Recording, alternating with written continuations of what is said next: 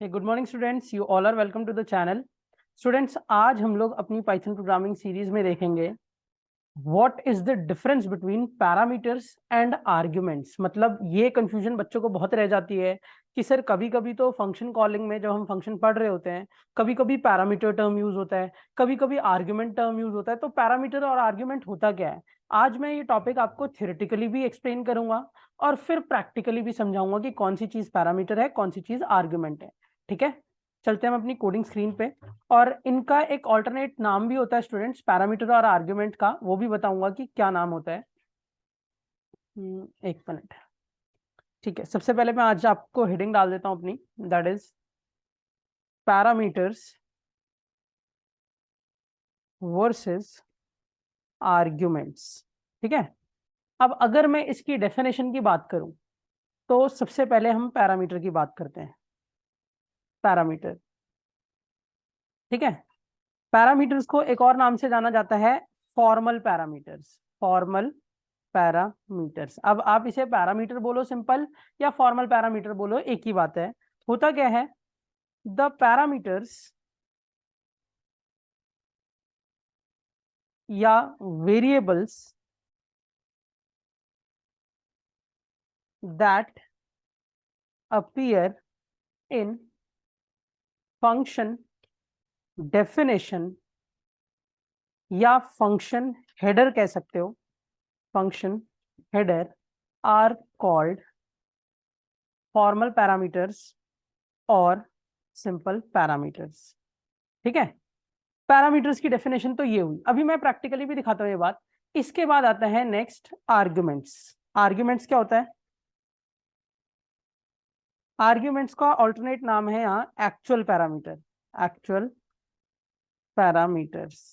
ठीक है, होता क्या है, द पैरामीटर्स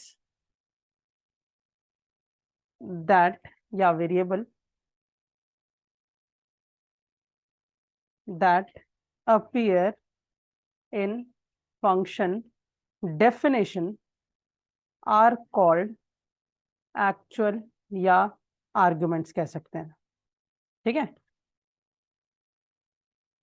फंक्शन डेफिनेशन नहीं होगा, फंक्शन कॉलिंग होगा। डेफिनेशन तो ऊपर वाला था। ठीक है, फंक्शन कॉलिंग, जो कॉल करते वक्त अपीयर होते हैं उन्हें आर्ग्यूमेंट्स बोला जाता है। ठीक, ये तो हुआ स्टूडेंट्स थ्योरेटिकल डिफरेंस।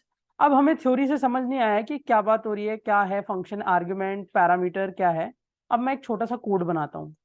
कोड के लिए मैं एक बहुत छोटा सा सिंपल इंटरेस्ट का प्रोग्राम बनाऊंगा, डेफ सिंपल आई। इस प्रोग्राम का नाम ही रख देता हूं मैं सिंपल आई।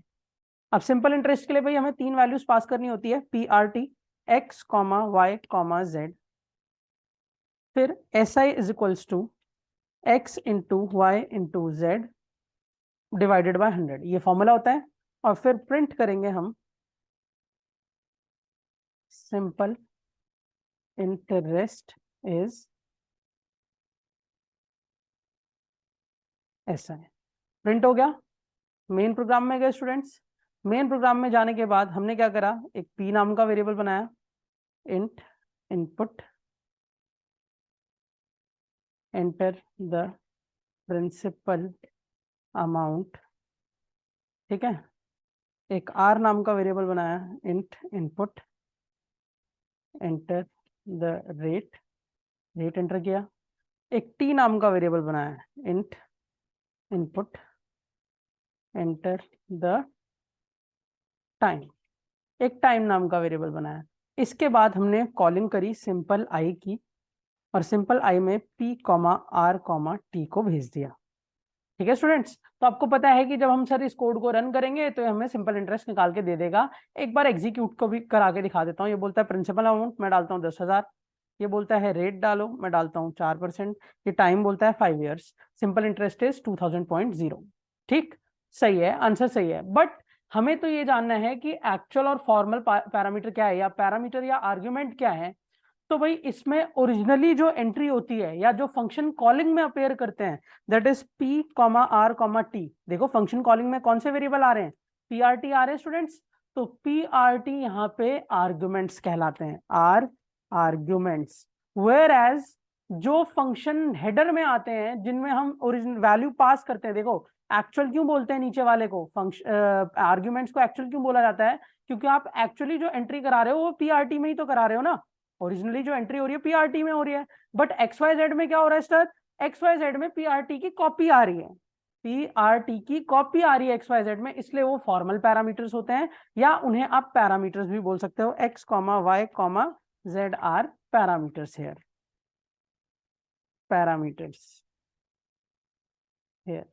ठीक है, तो होप सभी को ये बात क्लियर हो गई होगी कि आर्ग्यूमेंट्स और पैरामीटर्स में क्या डिफरेंस होता है पाइथन प्रोग्रामिंग के अंदर। ठीक है स्टूडेंट्स, आज के लिए इतना ही। अब नेक्स्ट लेक्चर में स्टूडेंट्स पैरामीटर जो ये पास करते हैं ना, इसकी भी पासिंग मल्टीपल तरीके की है। ये जो हमने पैरामीटर दिए हैं ना, ये टोटल 3 टाइप्स के हैं। तो अब आगे की वीडियोस में मैं ये types of parameter passing explain करूंगा। आपको आर्ग्यूमेंट और पैरामीटर में डिफरेंस क्लियर हो जाना चाहिए इस एग्जाम्पल के बाद। कोई भी क्वेश्चन हो जिसमें ओरिजिनली एंट्री हो रही है वो आर्ग्यूमेंट है, और जिसमें वैल्यू कॉपी हो रही है मतलब फंक्शन के हेडर में जो आ रहे हैं वो पैरामीटर्स हैं। ठीक स्टूडेंट्स, होप आज की वीडियो सभी को क्लियर हुई होगी। आज के लिए इतने students, till then keep watching and keep learning. Thank you, have a nice day everyone.